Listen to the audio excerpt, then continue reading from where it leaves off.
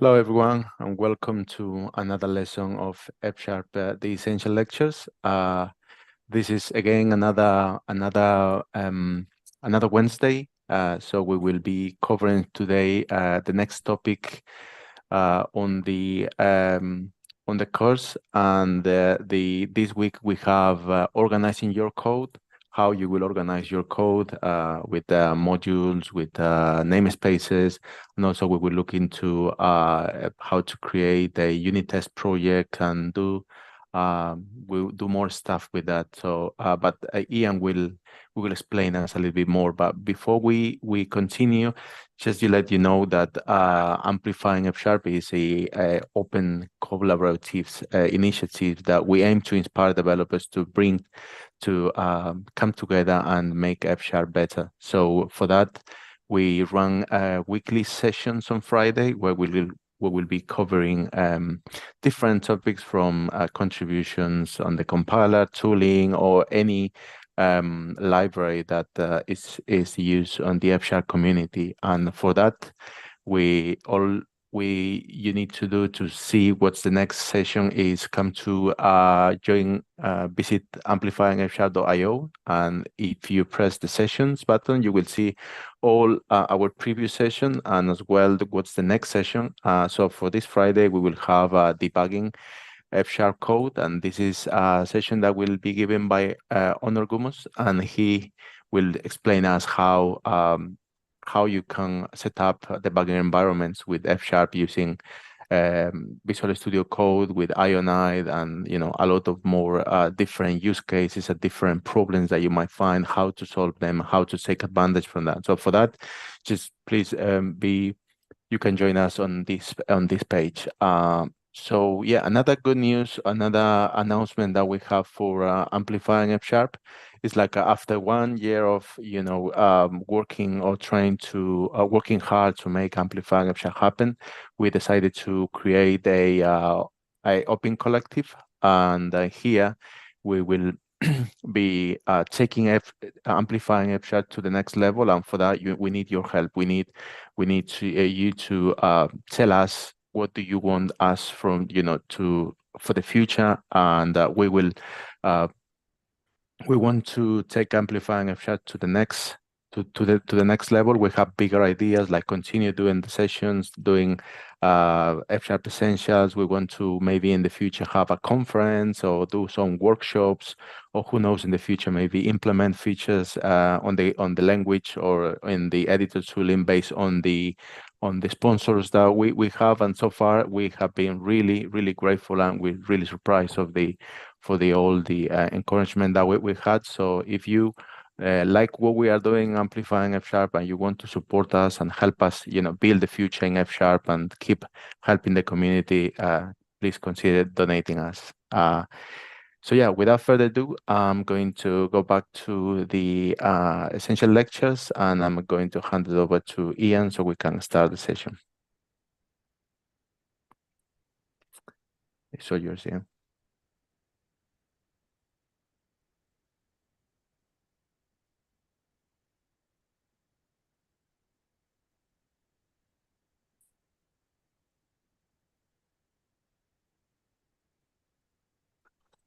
Okay, welcome. So this is session 5. I'm going to do a quick summary of session 4, and then we'll move on to the core part of this session. So we're going to cover, as Edgar said, namespaces and modules, but we're also going to cover exceptions and errors as well, and we'll build a test project as part of what we're doing today. It's going to be slightly shorter than the other sessions, I think, but it's still an important step. So last week we covered collections. So I did quite a bit on the list module. So list is one of the main 3 collection types in F Sharp. It's not to be confused with the C# list, which is called resize array in F Sharp. So the F Sharp list is immutable, and obviously the C# one isn't. Arrays are very much the same in C# and F Sharp. They're fixed size, but the data's mutable. Sequence is just another name for IEnumerable in F#. We covered the map, which is a read-only dictionary, so we can use the dictionary from .NET as well. And I also had a quick look at set as well, which is a mathematical set in effect, so distinct objects, and looking at comparing collections, comparing sets from one to another. I talked about the collection modules. We will go very much more into what modules are today. And I also covered a little bit about composition as well. So using the forward pipe operator to compose various functions together using lists. So it's quite a nice session last time. So I'm going to quickly go over some of the basics of the list module. So I'm going to cover list.map. So all I want to do really is to cover the signatures, because I think these are important. So list.map is like select in link. So it's basically defined as some type A. So it's a function that goes from A to B. It takes a list of A and it returns a list of B. Remember that we said that these are equivalent. So you can write it almost C# style if you like, with the greater than, less than signs, or you can do it like this. It doesn't matter, they're the same thing. So map and select are the same.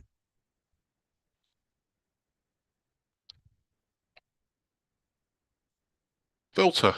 So filter takes a function that goes from A to bool. It takes a list of A and returns a list of A, but probably with fewer items in it. And that's obviously the same as where. And we get reduce. So reduce takes a list, uses the first item. It basically aggregates data. So this is an aggregate function. So it takes a, come back to that bit in a second. So it takes a list of type A and it just returns a single thing of type A. So reduce has 2 input parameters and 1 output parameter for the function that you create for it. So there's an accumulator, an item, and the result of the calculation.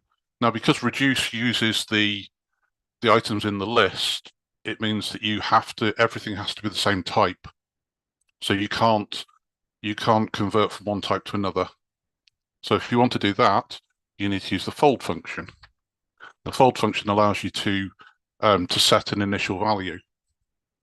So I'll do the same again. So we'll set an initial value, which I'll call A. It takes a list of B.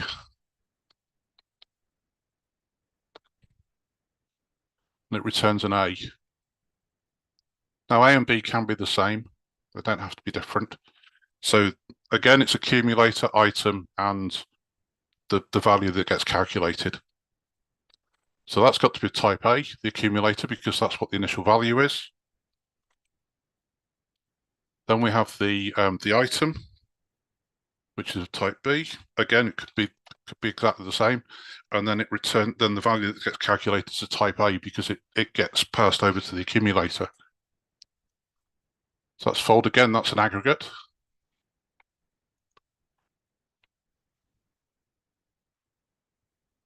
And then iter is something that goes from A to unit. So there's no output in this. It takes a a list of A, and it returns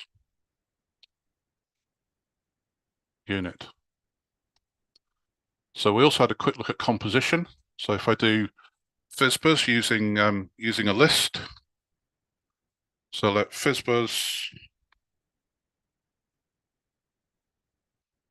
take an input value. So if I create a list of tuples of int and string,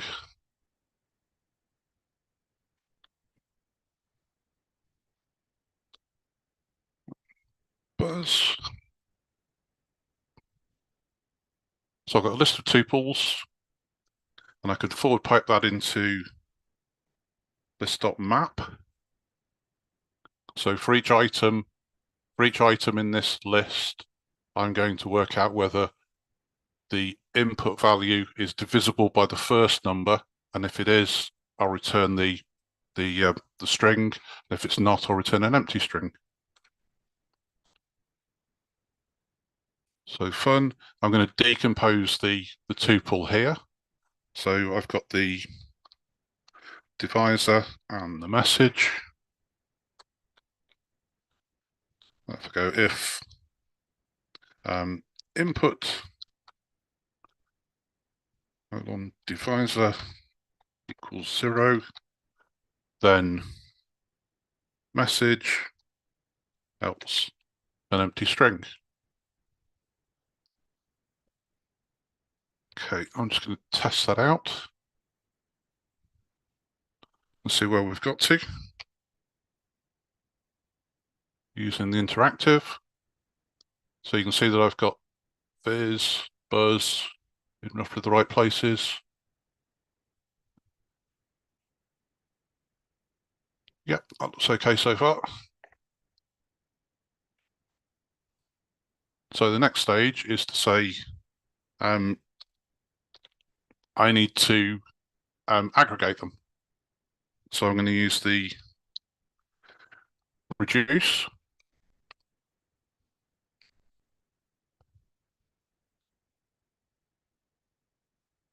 Oops. Reduce has an accumulator and an item.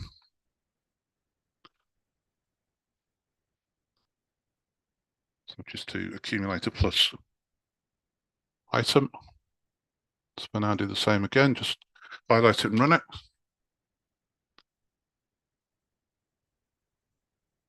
That's looking better. So for each of the items from 1 to 20, I'm getting fizz or buzz or empty string. That's correct. And the last one I need to do is I need to cover those cases where they're not divisible by 3 or 5. So I can do, so I've got a string coming in, so I can access that using fun. And I say if x equals empty string, then return the string, cast the input to a string.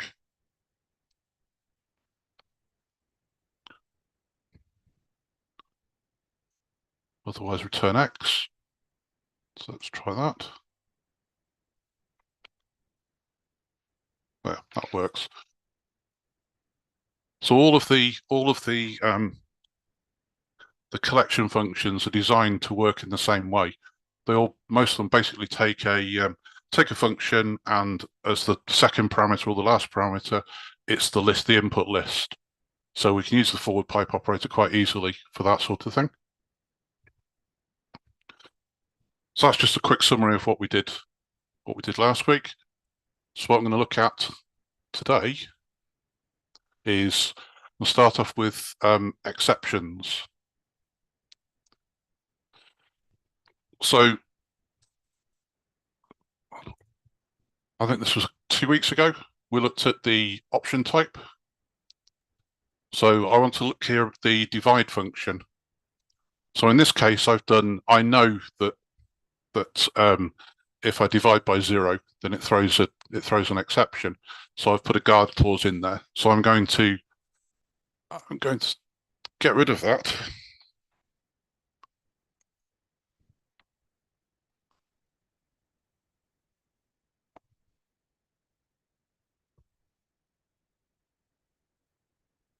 And I'm going to return, I'm going to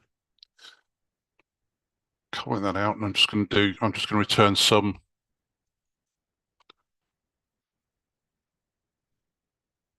X, Y, and then I need to run it. So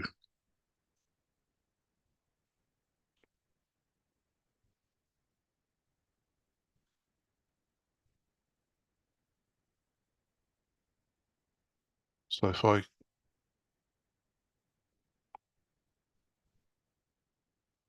highlight those and then run it, I get a divide by zero exception, which is what I expect.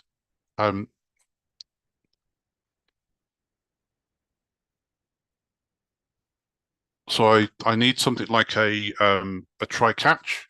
So in F sharp, there isn't a try catch, there's a try with.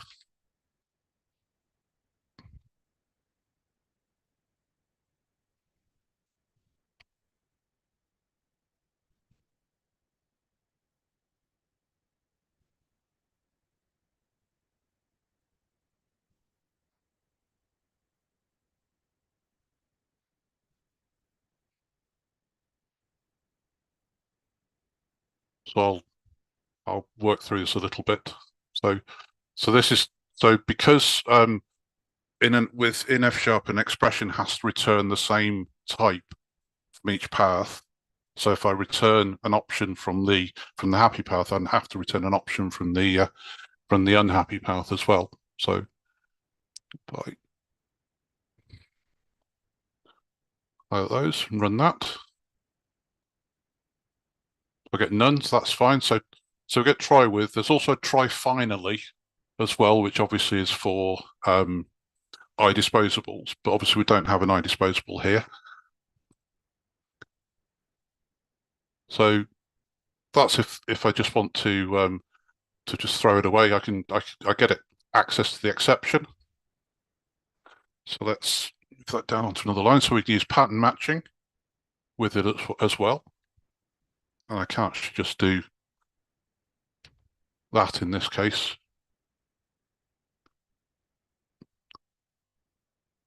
I can also do, because I know this is I can find it, divide by zero exception.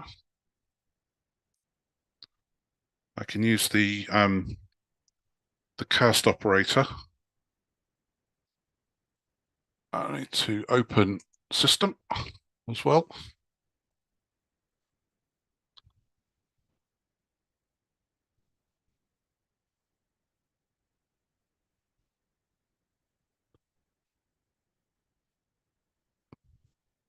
So in this case, it's going to work its way down just the same as you would in a try catch.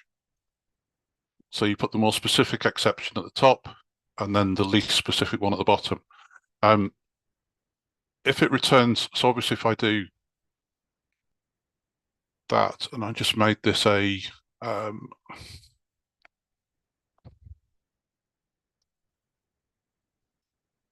different type of exception, obviously that won't get caught. So it'll just get thrown like the first example. So all the sort of things that you could do in C sharp, you can do in F sharp as well, exactly the same. We tend not to do that. Exceptions are very much for exceptional cases, not for general logic. So in this particular situation, I wouldn't generally do this. So I'd do what I did in the initial case, which is to return either some or nothing. If I wanted to return an error, because I know this is something that could happen and it's expected to happen, what I generally do is create a custom error instead. Not a custom. We can create custom exceptions as well, but just create a custom error. And in this case, I'm going to create a simple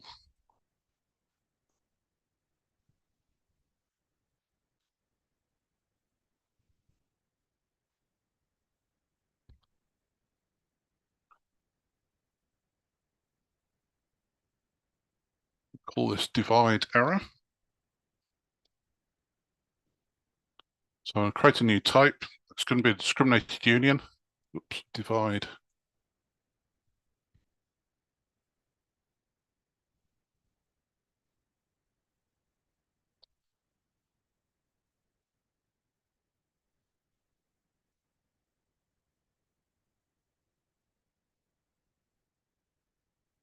So what I'm doing now is instead of returning an option, I'm going to return a result instead. So instead of sum, I'm going to return OK. I'll change that to divide by 0 so it catches that. And then I'm going to make this an error, and I'm going to return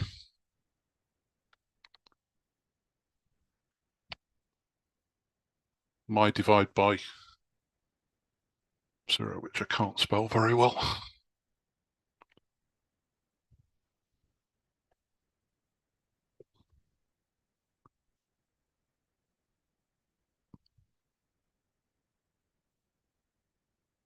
Okay, I need to change that obviously to result.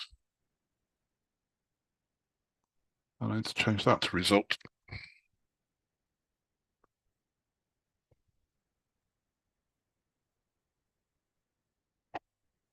So if I highlight all of that,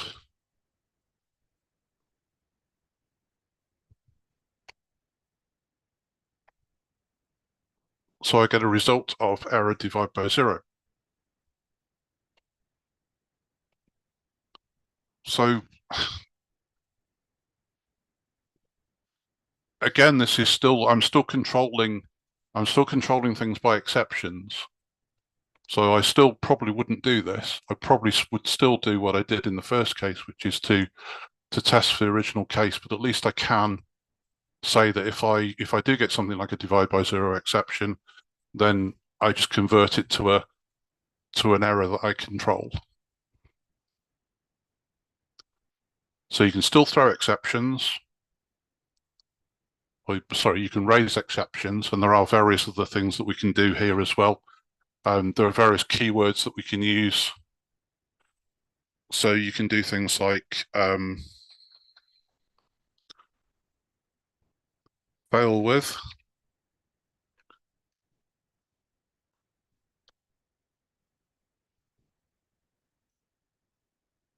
and that will throw an exception.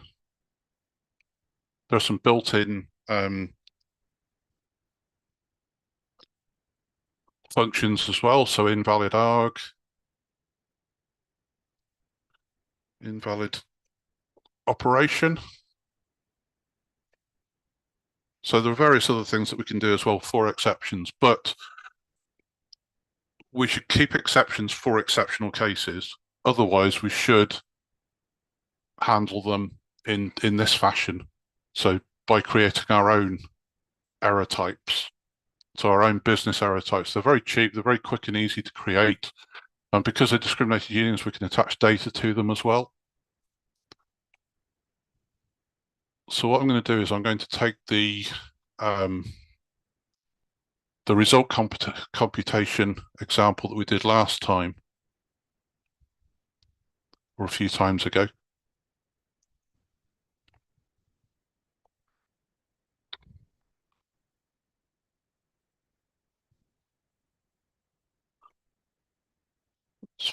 One.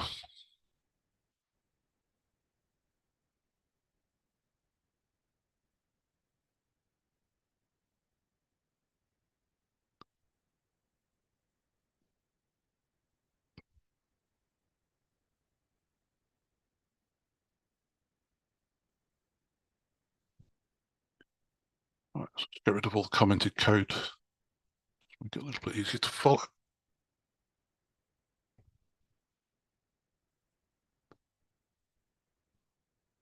Okay, so in this example, I returned exceptions as on the error path.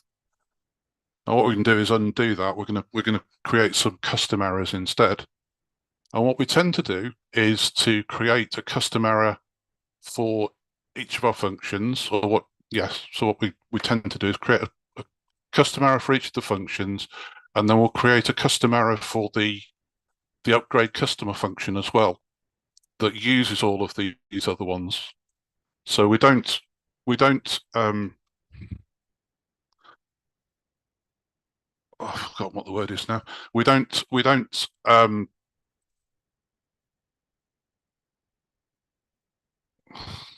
I've lost the word I was looking for. Yes, it's gone. It'll come back. So if I create my, I need an exception for get purchases. So I'll create a new type called purchases error. And the error that we've got here is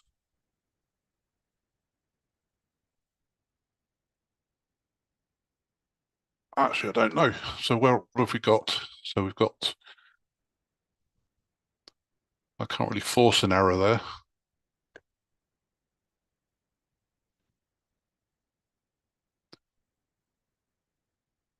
So let's,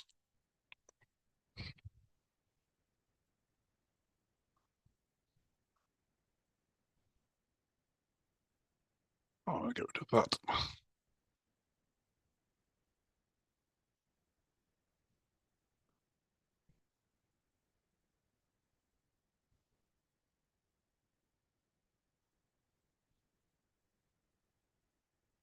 Uh,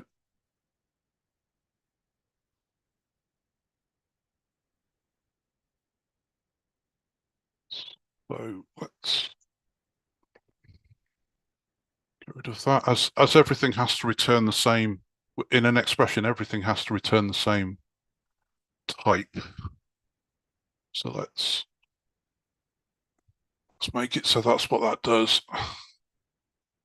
So return OK from there, and get purchase error is, so my error is that the customer doesn't have an even numbered ID.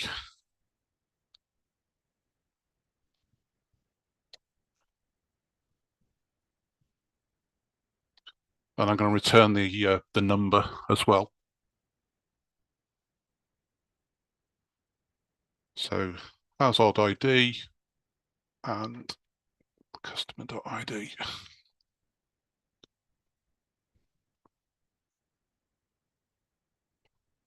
So if it's divisible by 2, then we'll return OK customer and the value.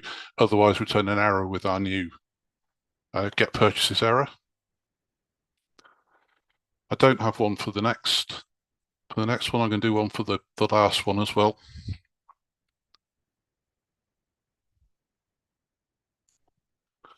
So I'll do exactly the same as I did there.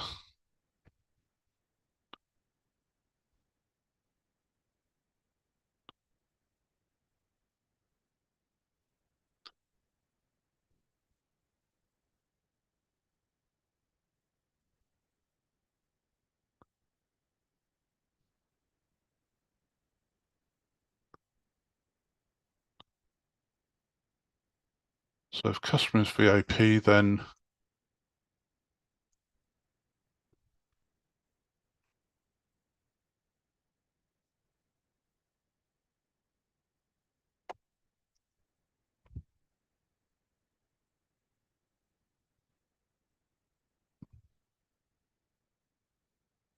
I'll return an error. So this is increase customer VIP. So we'll create a new type.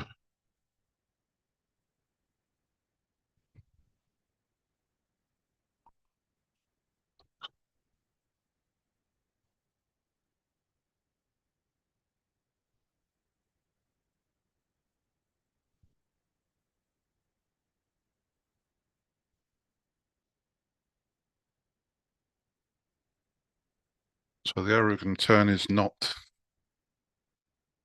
VIP. So again, that customer now returns a result of that function, that increased credit to VIP, now returns a result of either customer or increased credit if VIP error. And obviously now it doesn't work because now we've got a situation where the compiler says, I think that the type of error should be a get purchase error. and obviously we don't get that from the last one. So what we're going to do is create a new error type specifically for upgrade customer that's going to use the error types of these two.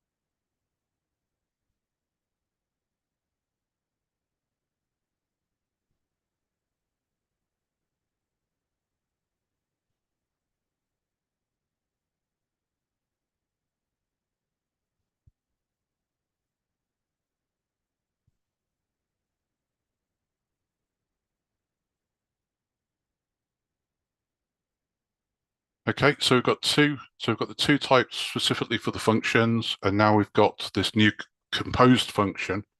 We're going to create an error type especially for that uses the other two.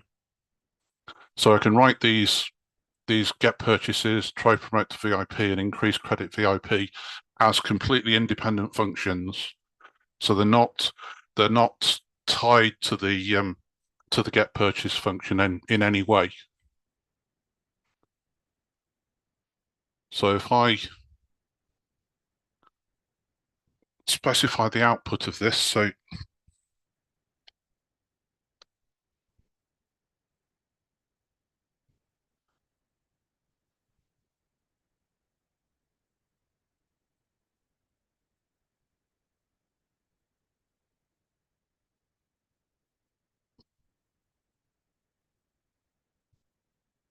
that's what I'm going to try to do.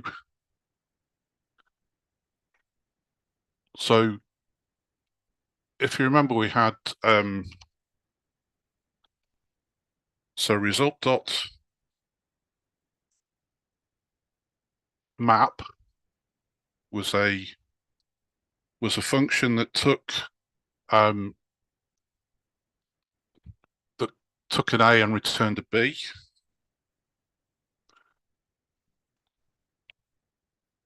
It took a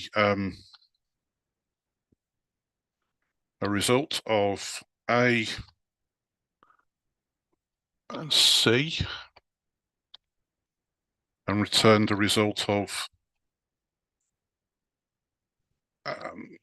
B and C.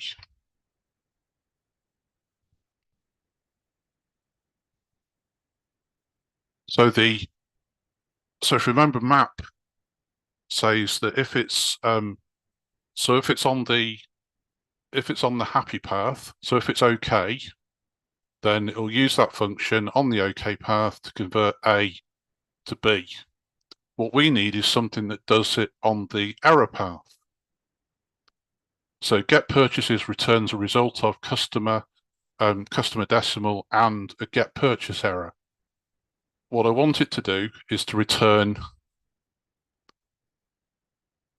in effect, what I want it to do is to return a result of customer and decimal and an upgrade customer error instead. And you'll be surprised or not surprised to learn that there is a function already built in that does this.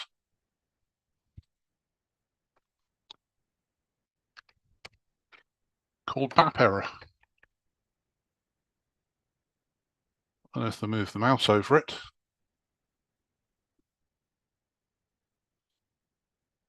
it does exactly what we think it should do, which is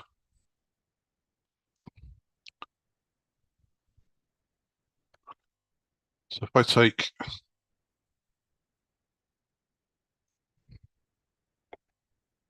that, so what this actually does is, if I now turn that to a C, that to an A, that to a C, and that to a B.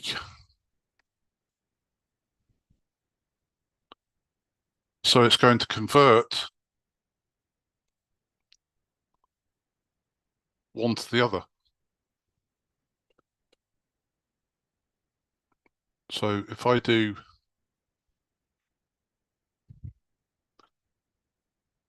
so the moment that returns a get purchases. So if I do a result dot map error,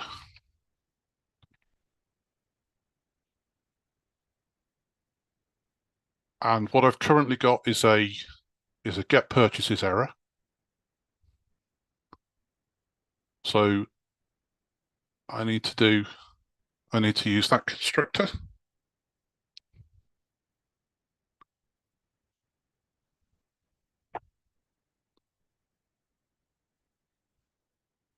So what I should actually do is to do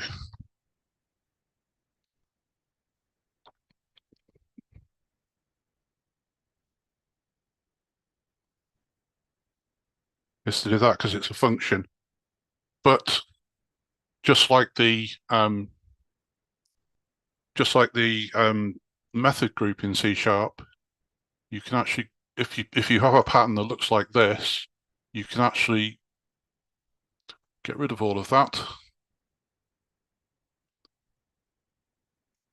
and just do this. I'm not going to do that. I'm going to do that the long way again. So that now the compiler is telling us that we've got a result of customer star decimal, so the customer decimal tuple, and an upgrade customer, which is what we wanted. So again, we've got the same problem here with bind.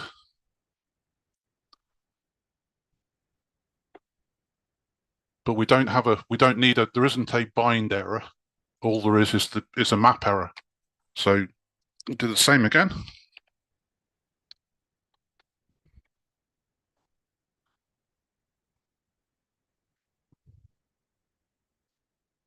And again, all I'm going to do is take the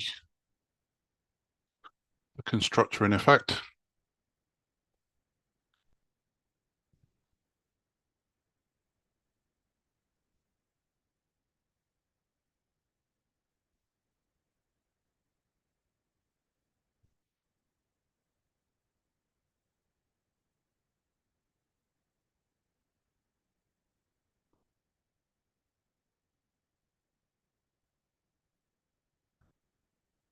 What have I done here? Right.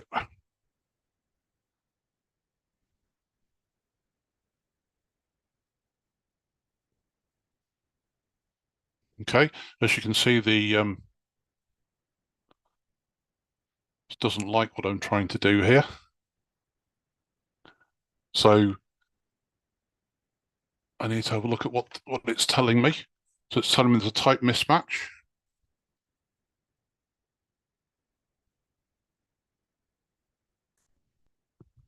Okay. So what I think I have to do here is I just have to do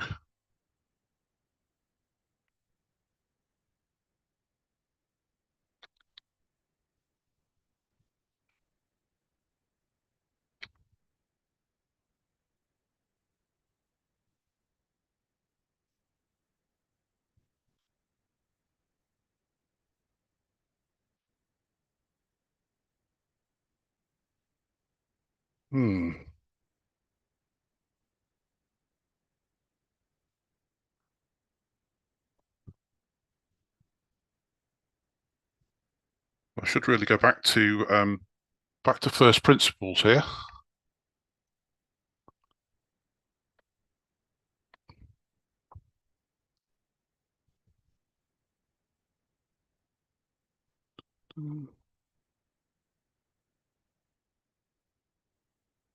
So that thinks it's getting an upgrade customer already.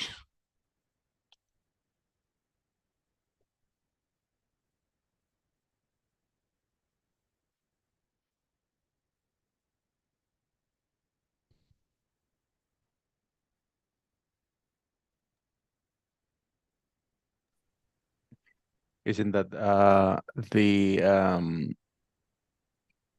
that you're trying to access to the basically it's asking you to match over the parent type of the errors. Because it's saying you have give it a increased credit if BIP error, but that one is part of another discriminated union, isn't it?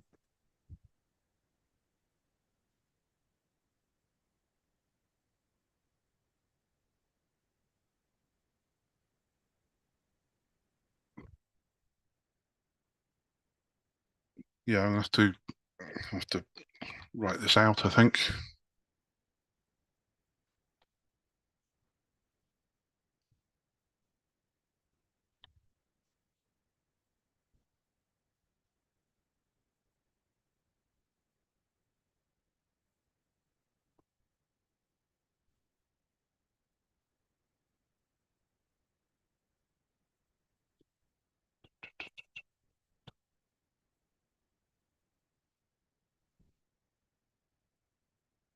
Come back to this. I can't think about it.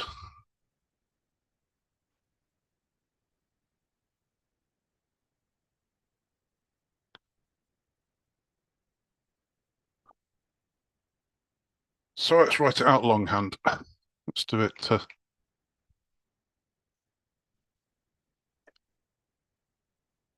So I've got a result from there. So I need to do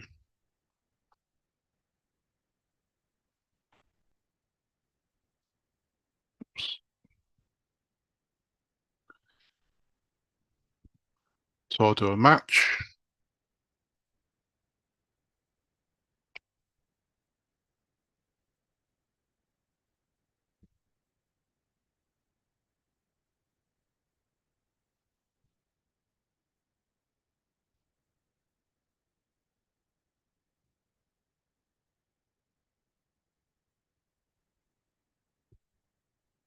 So the OK path, I had increased customer to VIP. So X is a customer.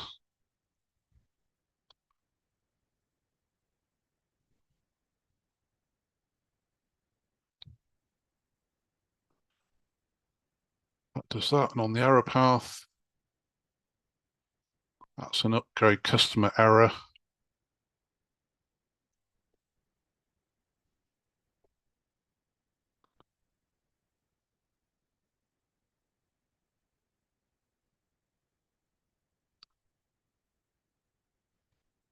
Which is correct.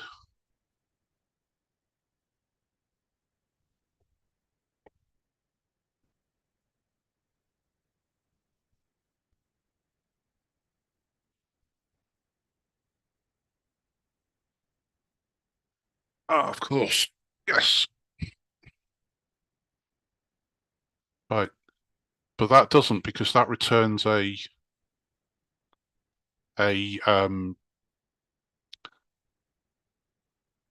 an increased customer VIP error from there.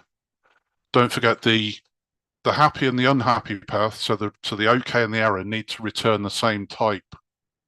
So if the type is going to be a customer and upgrade customer error, then I need to sort this out. So I need to do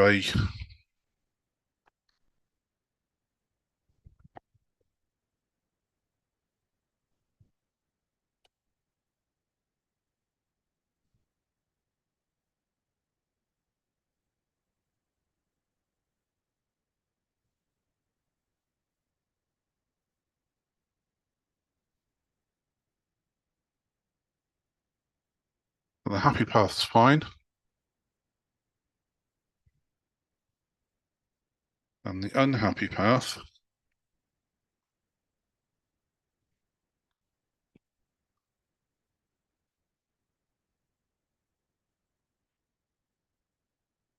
and then to return an error and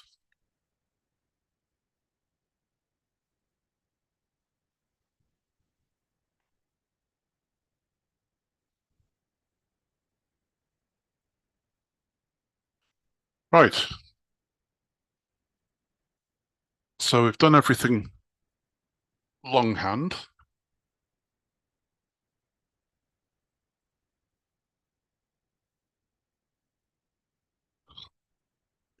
So how do we shorten this?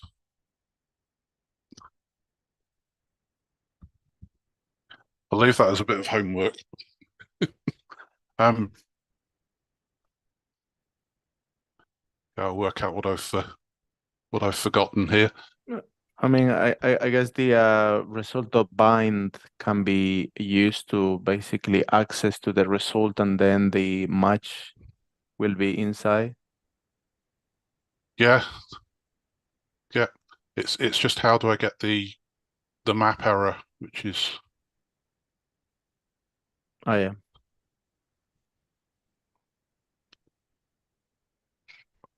I'm sure it's very simple. I'm sure I'm just making some. I mean, we could look at this for next lesson, so we Yep. know that we can do this for now, and then next session we can come back to this with the with No, that I'm homework. sure I've just missed something really silly. Yeah, no worries.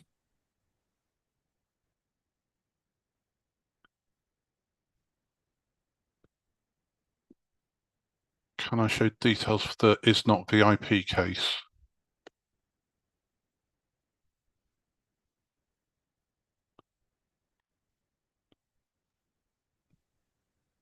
I think he means the definition on the not BIP, which is the increased credit if BIP error.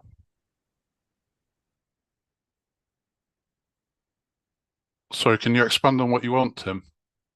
I'm not quite sure what you're after. Uh,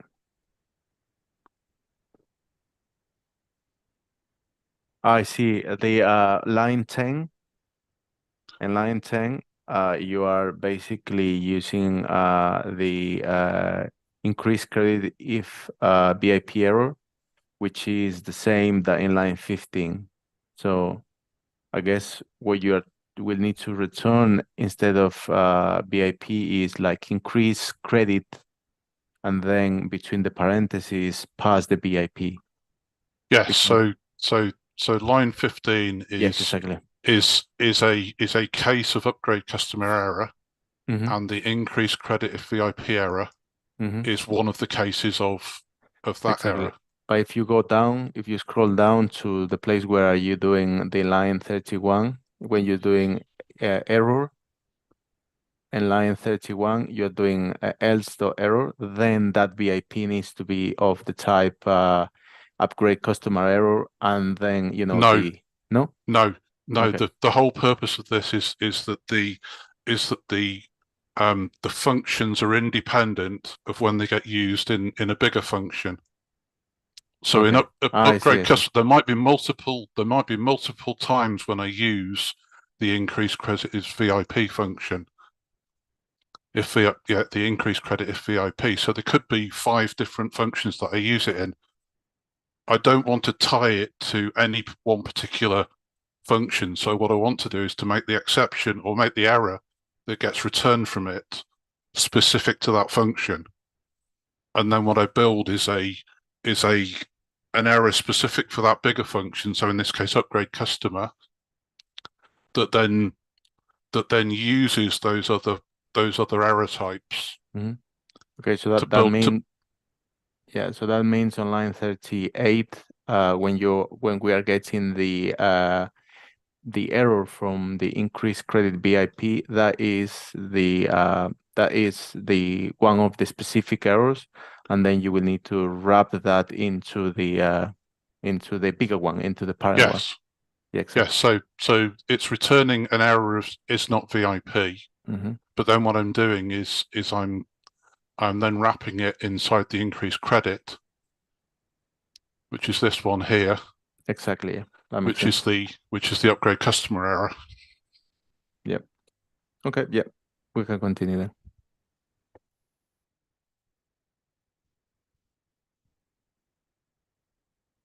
Okay, so it might seem like a lot of extra work, but what you're doing is you're not then tying your individual functions to specific use cases. So you write each function as well as you can write it as an independent function, and then you just build a better error you build a more specific error handling system for when you use the functions later on, because you can only obviously return one error type out of a result. So it's not like I don't know if people have seen one of in C#. So one of allows you to have multiple errors in effect. So you can have a happy path, and then you could have 3 or 4 unhappy paths. You can't do that with this. So, but with having a discriminated union, you can do it in one thing. In this case, the upgrade customer error. But it's a quite lightweight thing. So anytime you've got business errors, create an error type, just a little discriminated union, even if there's only one case that you need to cover, it's still worthwhile doing.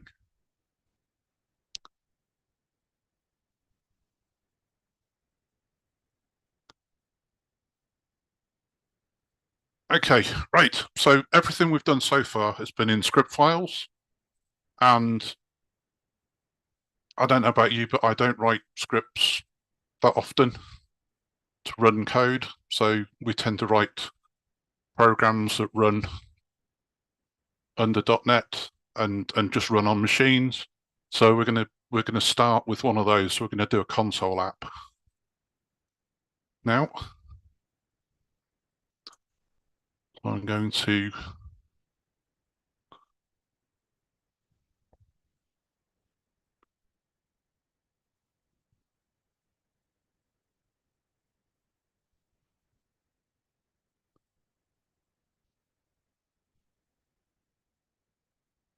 right. So in Appendix A of my book, there's a script in there for creating an F# console app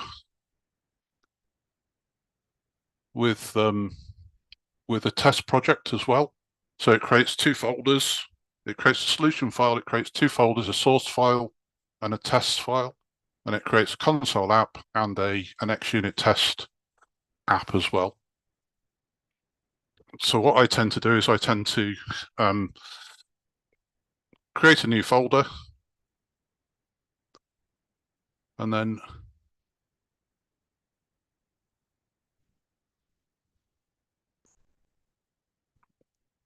sorry, I need a terminal for that folder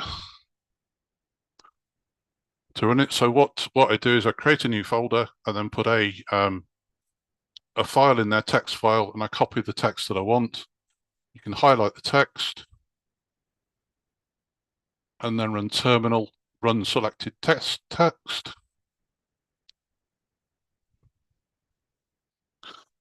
What that will do is go through the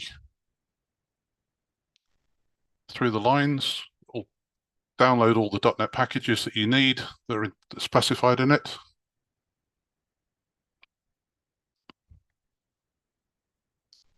It'll take a few seconds.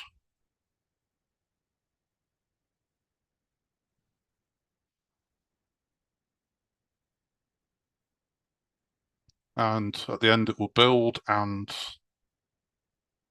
test, run the test. Okay, so this is just standard .NET stuff. This is all .NET CLI. It's all built into the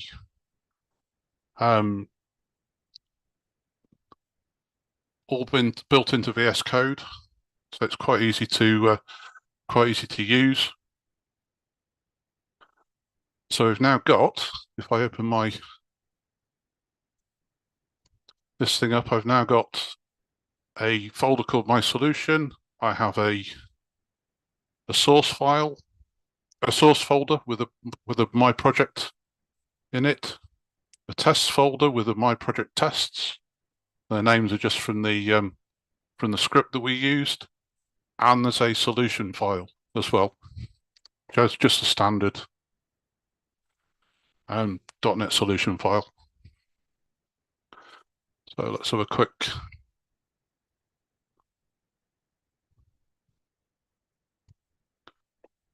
So this is program.fs. It's just a console. exactly the same as the new C# versions. Doesn't have a main function anymore. It's just a bit shorter way of doing it. And the test project, it's just an XUnit test. Just a simple test there that's ran for us.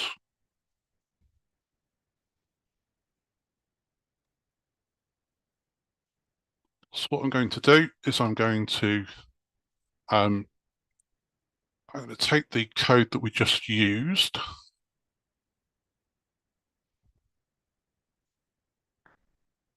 the result computation.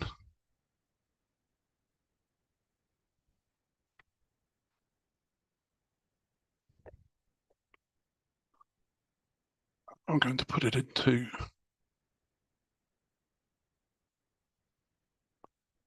here. So what I'm going to do is I'm going to add a new file. I'm going to add a new FS file.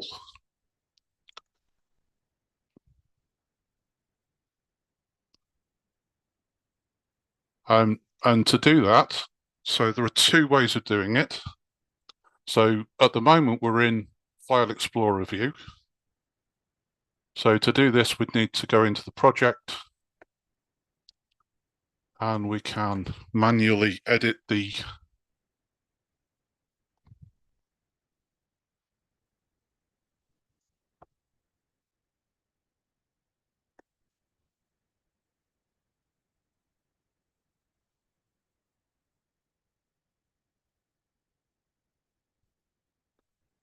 to add the file.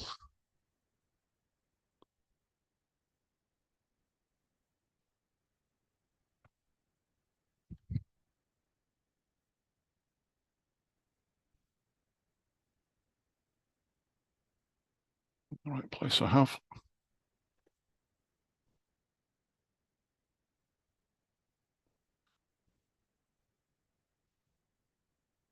Okay, so I've manually edited the file. I've also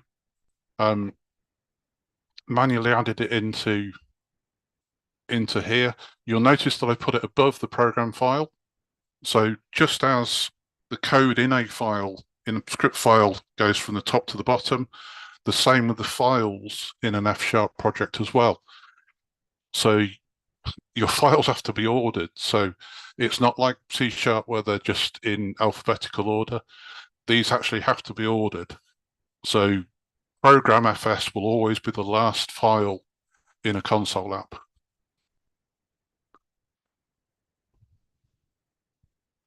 So I've got an error at the moment, and the error is telling me that files in libraries or multi-file applications must begin with a namespace or a module definition.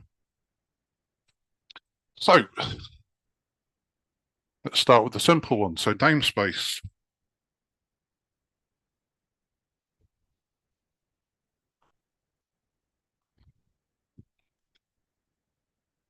And I'm going to call this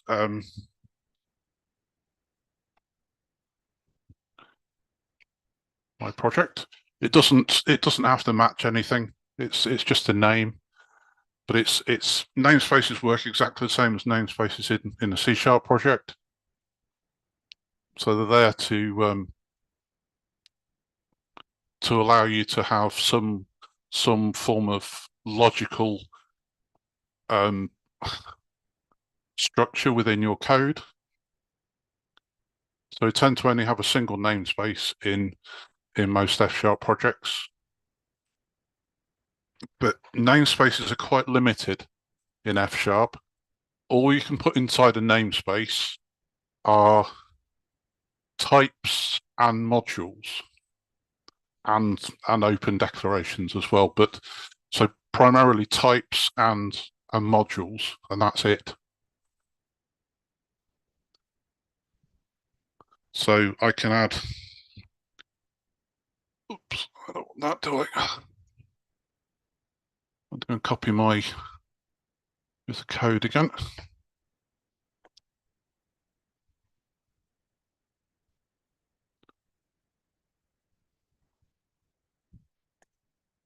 Let's go and paste that back in.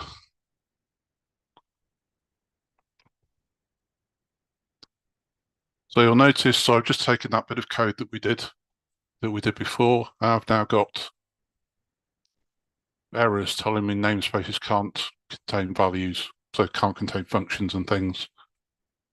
So to get around that, we need to put the functions inside a module. So simplest way of doing this is to do this. So we're going to call this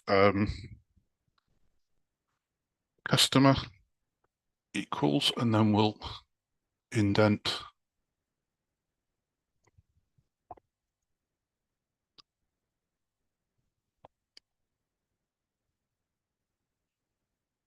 so a module again is just a container for related code.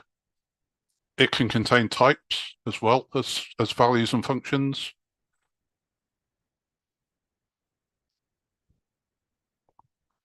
So that's one way of doing this. We could also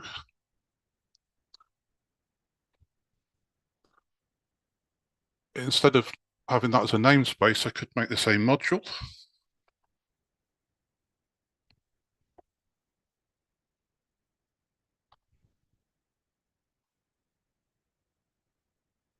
And then I need to get rid of all of the indenting there. So you'll notice that even though that says module, the first part of that, because it's a top level declaration, it's a namespace, whereas the second one is a module. So if you only have one module inside a file, you can just do it this way. You can do module namespace dot module name. But you can have nested modules. What else can we do? So a module has to be unique within a project. So you can't have multiple files with myproject.customer. So there can only be one in the whole project. So I'll go back to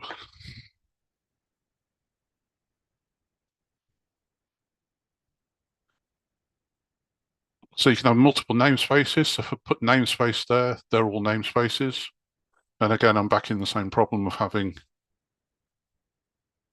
an issue there, in that you can't have anything more than types inside of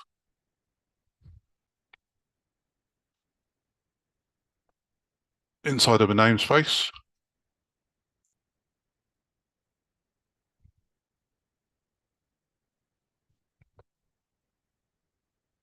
Okay, it's quite common practice as well to have the type defined in the namespace, so a type called customer, and then to have a matching module with exactly the same name. So rather than, so in an object-oriented language like C#, what you tend to do is create the type and attach the methods to the type. Because we don't do that, what we do instead is create a type and then create a module with the same name. So it's quite, as you saw with the list things that we looked at last week and earlier on. So there is a list type and there's a list module, and that list module contains lots of functions. And in effect, what the module does is gets compiled as a static class. So a static class and static functions. So how do we use this? Well, let's go to the program file.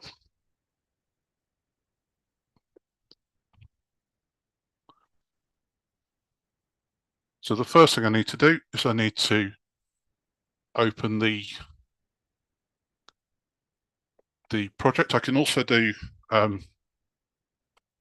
also get access to the module if I want to.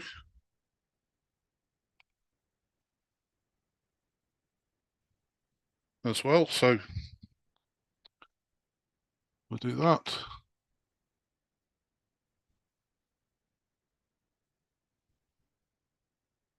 So in this case, I probably don't want to do that because I need access to the types as well. So what I'm going to do is I'm going to create I'm going to create a customer, and then I'm going to run a quick upgrade customer. So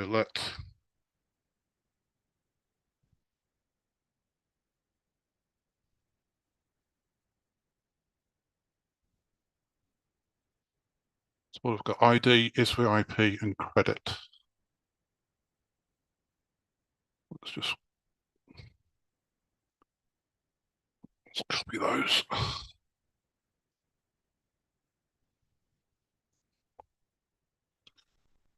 So ID equals 1, is VIP equals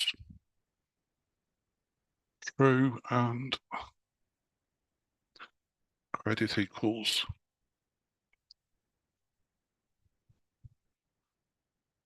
the idea of that.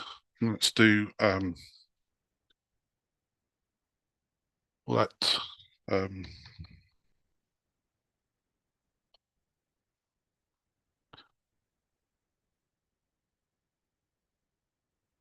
I can create, because as I said, a module is in effect a static class, so we can do things like customer dot get purchases. So if you treat it like a static class, so you have the name of the module and then the name of the function. So get purchases for the customer.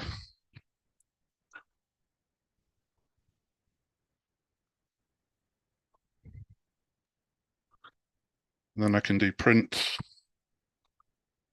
fn. Percentage A just means any type. And I'll see what it returns. It should return a customer. So if I can still use interactive, except I can't because, oh yes. So you can use interactive, but it's a little bit more complicated. So basically I have to load all of that first, and then I can run this. So it still doesn't let me.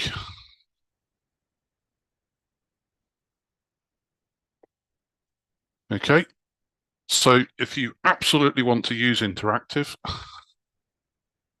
then one thing you can do is you can add a script file.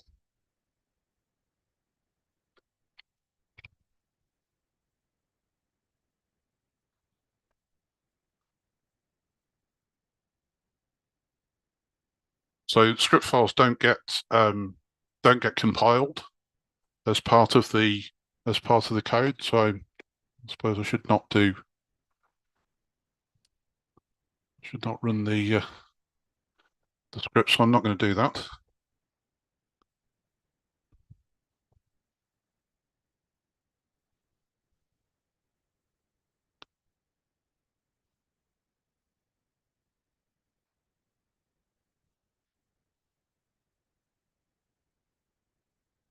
Right, so I'm in my project tests.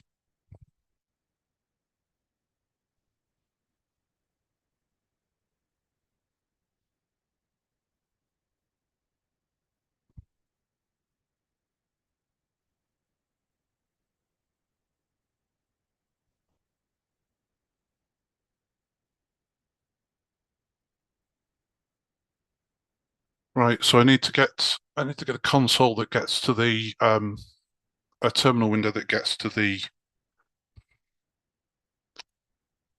project.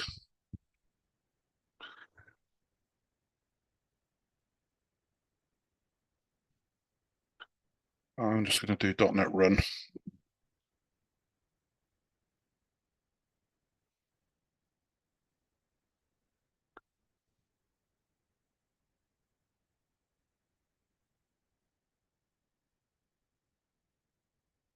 Okay, so I have just run this. So I just ran this from the terminal. So it's just printed out the customer. So the end result of doing customer.getPurchases is that. So I didn't need to do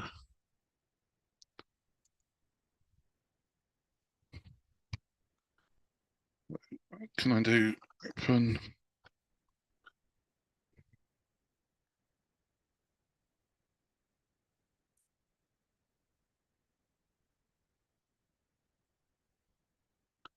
So I don't need to specify the customer module in front of get purchases, but it's not a good practice to do this.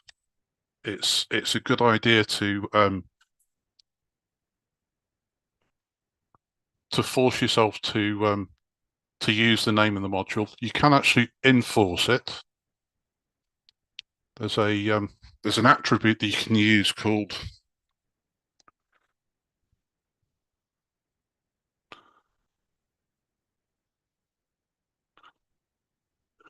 require qualified access.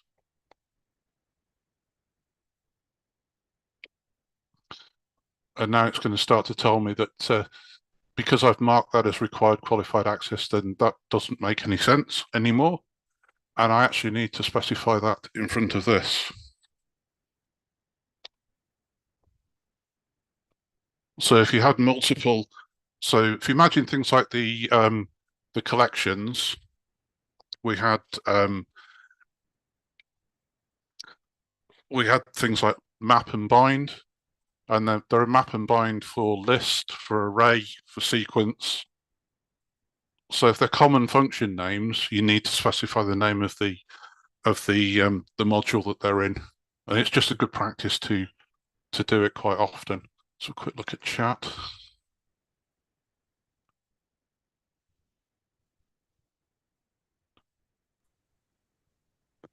All good. There are some discussions about what you just mentioned about that the modules are being compiled to static classes, and someone shared a link to sharplab.io, which is an amazing tool for this kind of stuff. Yeah, take what that produces with a pinch of salt, because it's not always the prettiest C# it produces, but it is fairly accurate, I suppose. So that's our sort of phase one. Is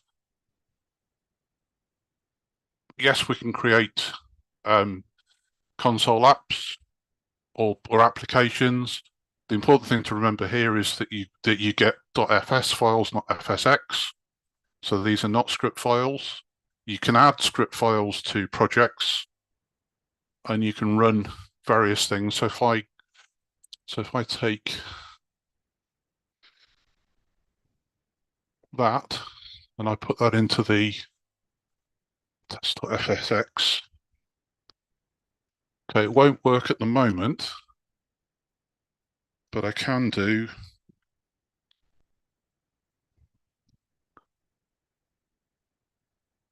to run code.fs. So I can actually load a file.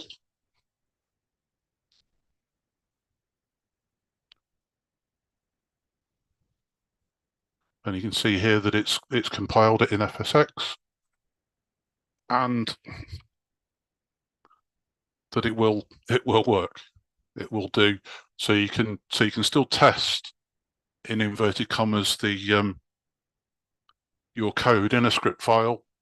So you can write your code normally in an FS file and run it in a script file, and it works fine. You just need to use the load to add the file. There's also a way of adding NuGet packages as well in a script file if you want to do that. But in this case, it's obviously not necessary.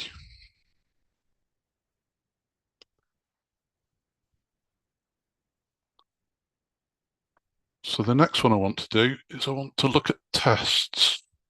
So I'm going to copy the code that we did here for the from session 1. I'm just going to take one of the examples. In this case, the modeling 4. It doesn't actually matter which ones I take. Let's go and find my project again.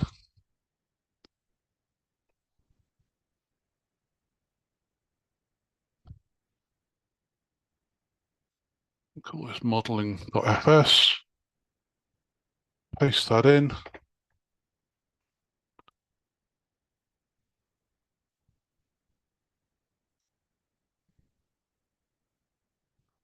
Add a namespace at the top again.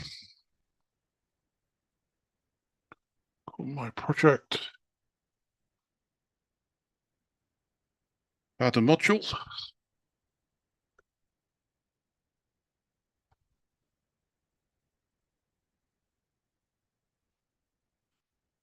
Add across. I'm going to comment those out. So when we did this in session 1, what I did was some simple verification. What I'm going to do now is take this simple verification and move it across into the test project.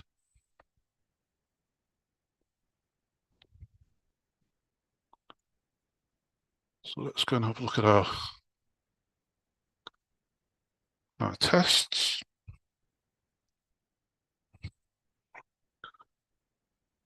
So some things to note from this. First of all,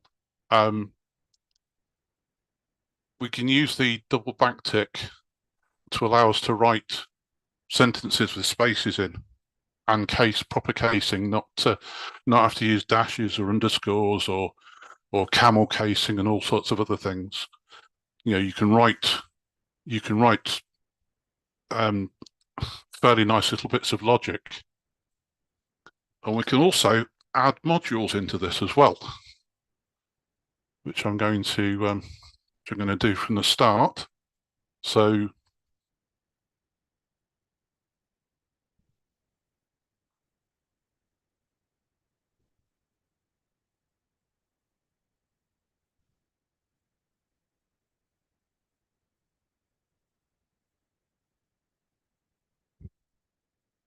if I go and find my PowerShell module, if I go and find my my terminal for the tests,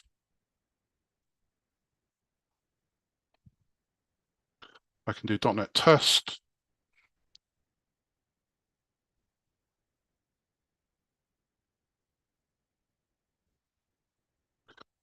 And they're still passing. It's obviously still passing. So it works inside the module as well.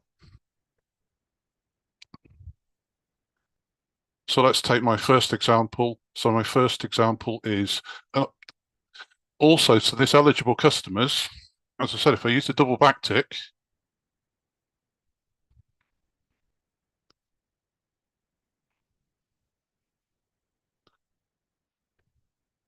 I can do things like that. So if you like the given when then style, for instance,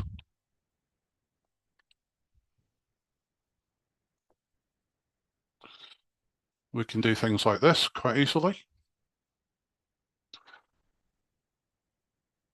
So my first bit of code then is this, which is with John. So my test here is to say, so what happens with John? So John is eligible and spends enough. So given an eligible customer who spends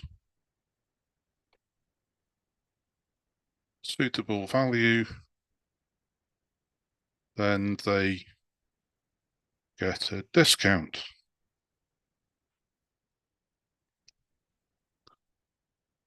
So registered, I obviously need to open my project.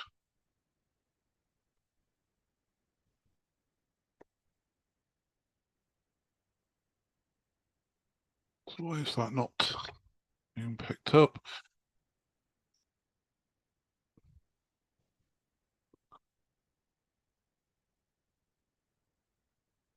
Let's look here. So namespace my project. That probably doesn't like. I know why. Because I now have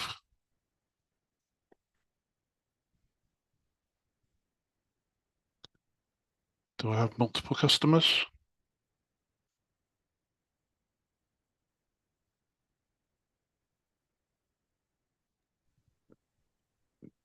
Yeah, you had type on the model. Yep. I think it might be easier to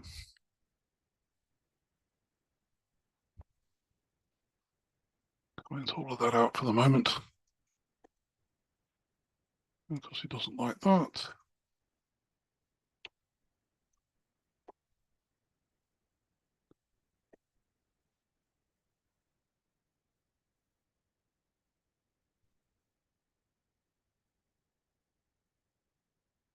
Build it just to make sure.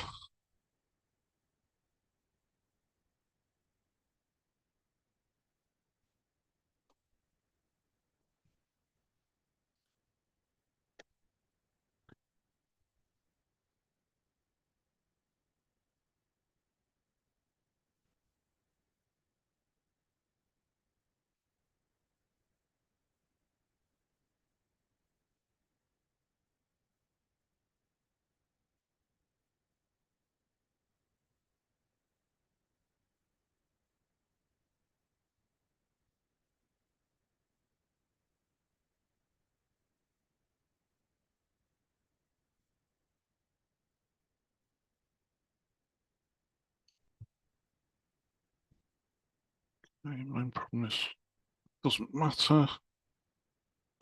Registered is not defined.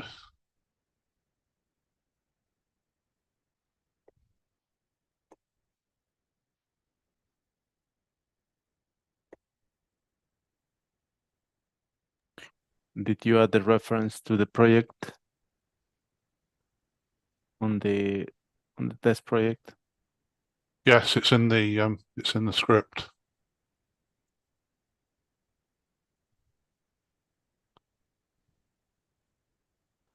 Let's just double check. I mean, in the FS Proj, you had to add the reference, project reference, I think. No, it should automatically be in there because it's been Oh, yes, I am. it's part of the init script. Yeah, maybe you can refresh Ionite.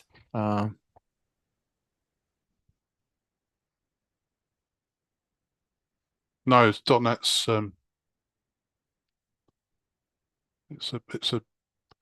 it's a more fundamental error.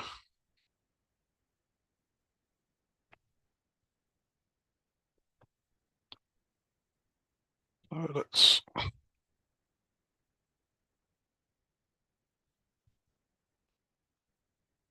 delete that for the moment.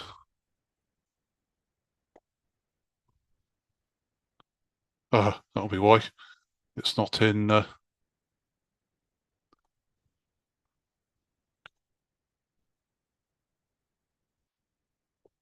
didn't add it to the FS proj. That's why. So let's copy all of that. Remove.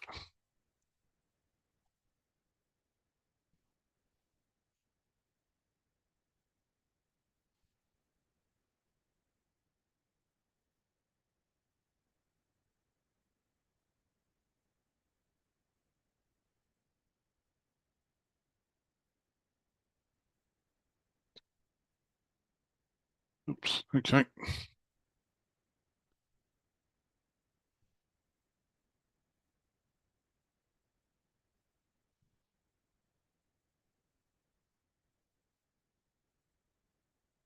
Right. Now back to the FS proj.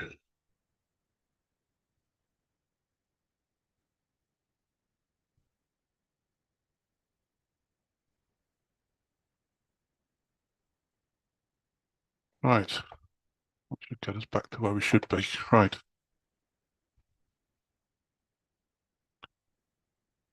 Quick build.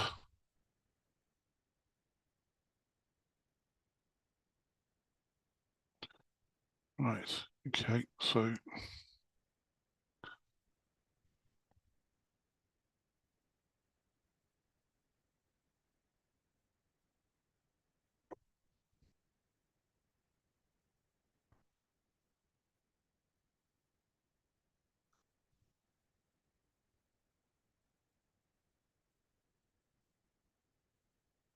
Right,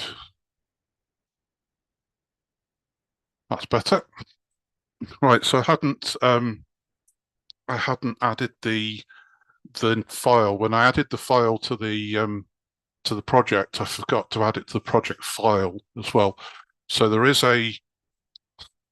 so part of what I was going to show you today was there is actually a little, Ionide has a little thing built in that allows you to have an F# view of the world rather than just a file view.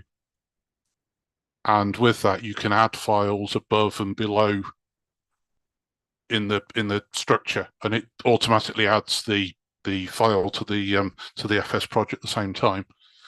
But I didn't do that because I was in the Explorer view, and I forgot to add the file. So obviously the file's there, but it just doesn't get compiled.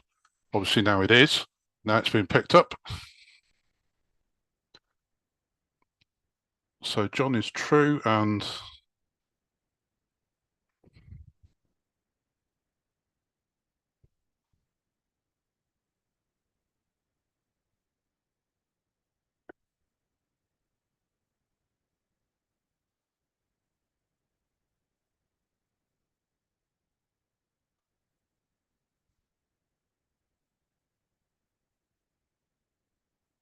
right. So I've taken the first line from there, which is the setting the customer up. I've done the run the calculation, and I'm going to assert true.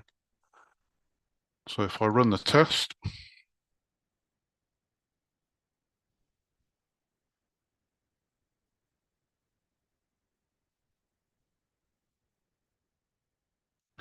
okay, so that's still working. So let's take the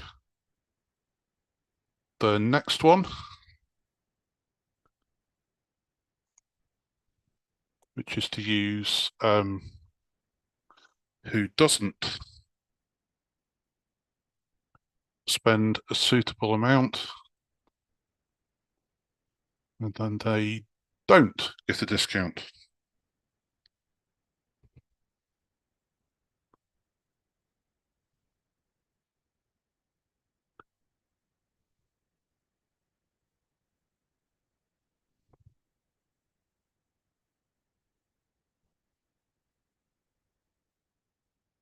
So that's Mary. So if I take Mary,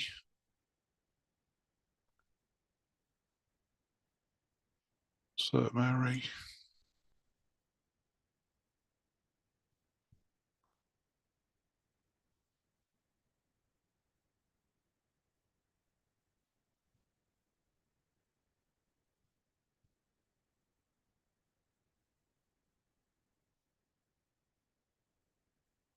I'd hope if I copy the correct thing.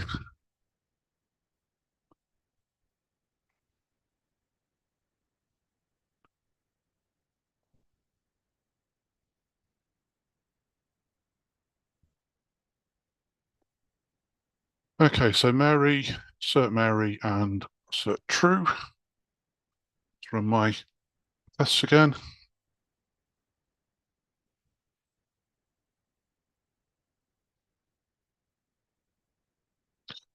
Okay, so that's all working. So what we do now, obviously, of course, is do one for the registered customer and one for the guest.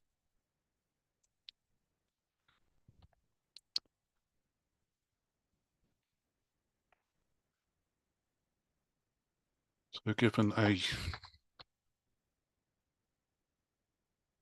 registered customer, and obviously we do the guest as well. I'm just going to comment that out for now.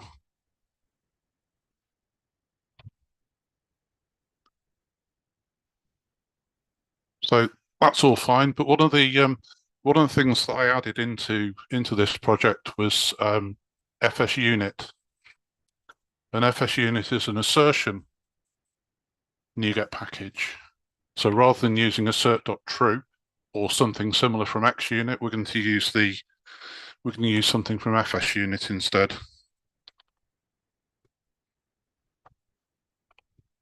So if I reference that,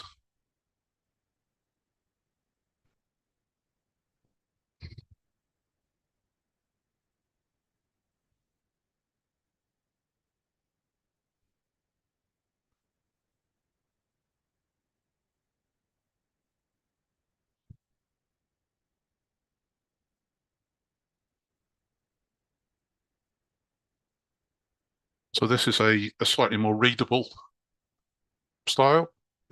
You don't have to use it. There are a few different nice little assertion libraries and other test libraries in F# as well, and it's all down really to what you consider to be something that you like to work with and to read. Mhm. Yeah, we have an interesting question. I think that will come up from when you're switching from C# to F# is like where would you put for example, a setup method in a module when you're going to have a common setup for multiple tests? Where do you put that? You can nest modules, so you can do it that way. You can also have so there isn't an attribute for setup, is there?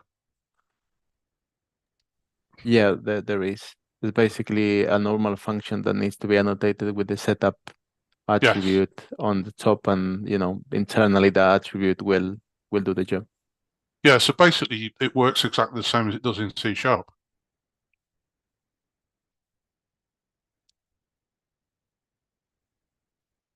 So it's still using XUnit. NUnit's the same as well.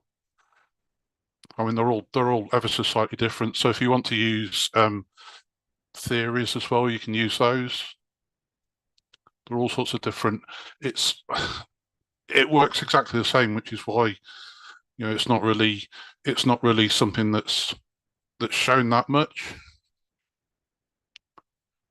What we tend to do in F# is to do experimentation with script files first, and then we start to build proper things. So we don't, certainly I don't tend to test drive in quite the same way that I would with C#, because I can do it in a much more organic way with the REPL using script files.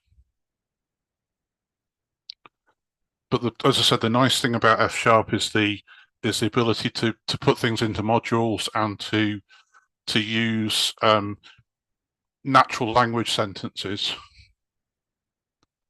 Obviously, these are a bit silly, but yes, you can make things much easier to work with than they are in languages like C#, where it's much harder to read the test names. Are there any more questions? Yeah, we have more than it's more like a request. It will be like if you will be able to put the result composition FSX file maybe in a gist or so. So David wants to have a look at that before the next session. So he wants to understand a little bit more the code. Which The real composition FSX file that you have somewhere, I think. Yeah. yeah, I've at some point I'm going to make I'm going to put all this onto GitHub anyway. Good, thank you.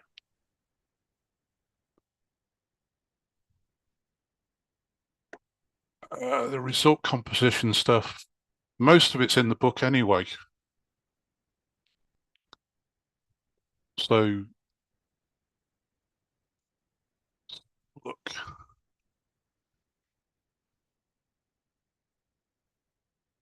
yeah, this isn't, but okay, I'll certainly put the error, the map error stuff into a GIS. That's not a problem.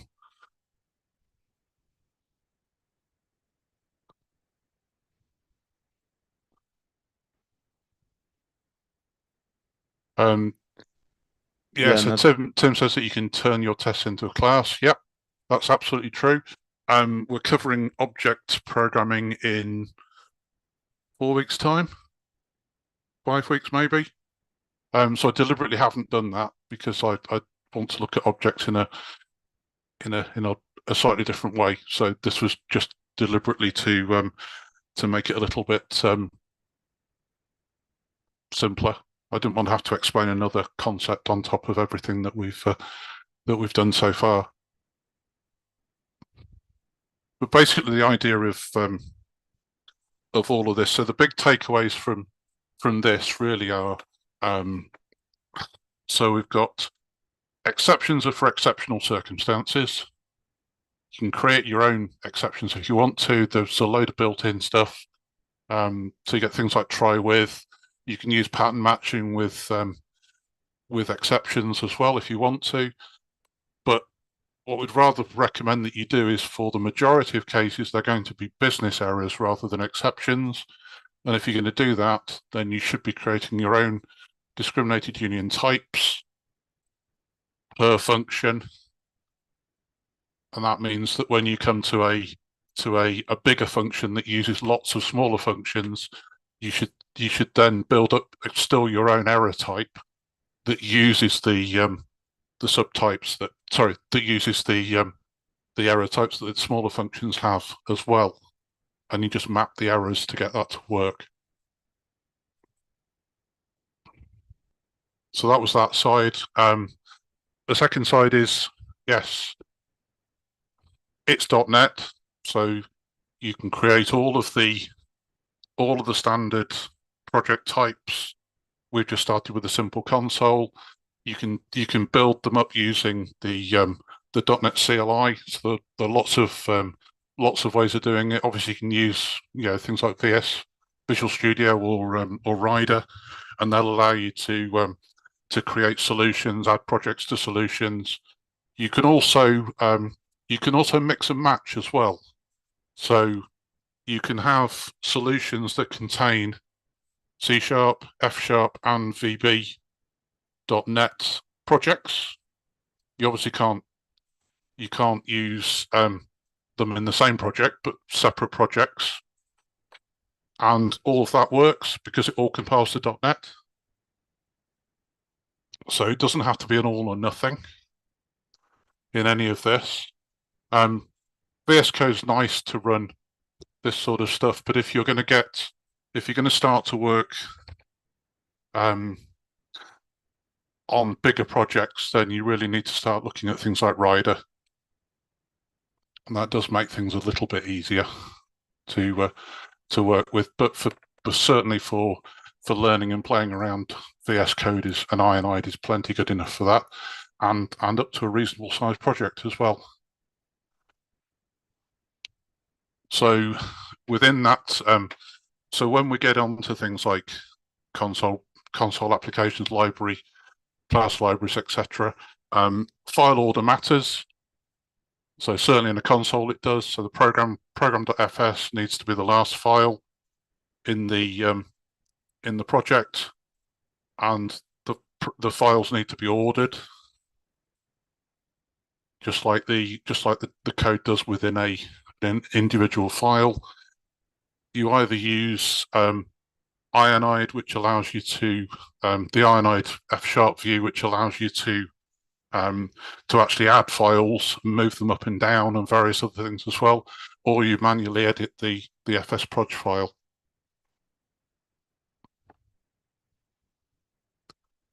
And I think that's it for today. Yeah, awesome, Ian. Thank you very much. It was a great session, and also a really showcase of how do you need to deal with projects when you're, for example, adding a new file, or when you're adding a new reference, how you create a project, because file order matters and also helps with the circular dependencies and all of that stuff. So it is, at the beginning when I was learning F#, I thought it was something that it was really bad, that I thought F# should be able to read files, whatever they are, if I know top, bottom, whatever. But then I realized that I used to have in C# a lot of circular dependencies, and you need to be really careful for that. And when I started realizing that with F# that doesn't happen, if you do, once you understand and interiorize the file ordering, it's actually a feature for me now. So yeah, it is, but the IDEs are getting better and better. So Rider, for example, has a feature where you can drag and drop as well, and I think Ionide as well has a panel where you can say move it above, move it to the top, move it to the bottom, and all of that stuff, which is good. So yeah, thank you very much for the session today. Thank you everyone for coming, and yeah, next week we will continue with the session. So I'm going to share my screen quickly to show you. Give me a sec. Just going to put this one here. Okay, it's all yours. Yep, just looking for the panel. Right, so.